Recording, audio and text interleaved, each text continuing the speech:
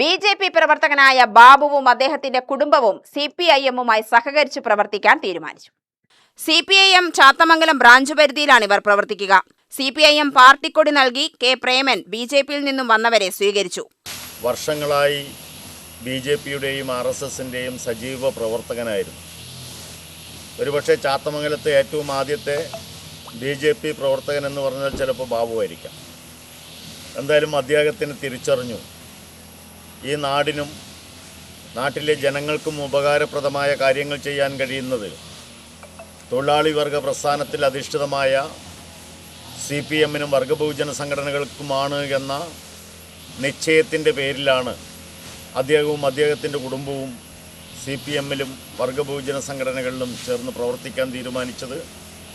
CPM എന്ന് പറയുന്ന ഈ രാജ്യത്തെ തൊഴിലാളി വർഗത്തിനും ജനാധിപത്യ അവകാശങ്ങൾക്കും മനുഷ്യാവകാശങ്ങൾക്കും അതുപോലെ തന്നെ രാജ്യത്തിൻ്റെ മൂല്യങ്ങൾക്കും വേണ്ടി പൊരുതുന്ന പ്രസ്ഥാനം. പാർലമെൻറ്റിലും നിയമസഭകളിലും സീറ്റുകളുടെ എണ്ണം കുറവാണെങ്കിലും ഒരു മഹത്തായ ആശയമുയർത്തിപ്പിടിച്ചുകൊണ്ട് ഏറ്റവും പാർശ്വവൽക്കരിക്കപ്പെട്ട ജനങ്ങൾക്ക് വേണ്ടി എന്നെന്നും പോരാട്ടം നയിക്കുന്ന പ്രസ്ഥാനം എന്നുള്ള നിലയിലേക്ക് എന്നും സമരമുഖങ്ങളിലുണ്ടാകുമെന്ന ഉറപ്പാണ് ഈ നാട്ടിലെ ജനങ്ങൾക്ക് മുമ്പാകെ നൽകാനുള്ളത്.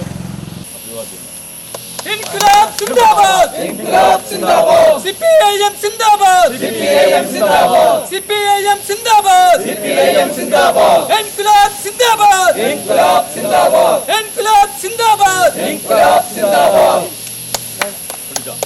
ചടങ്ങിൽ പങ്കജാക്ഷൻ അധ്യക്ഷനായി. K Narayanan, P Ramesh, Y Sharif, Devadasan എന്നിവർ അഭിവാദ്യം ചെയ്ത് പ്രസംഗിച്ചു. UTV news, Palakkad.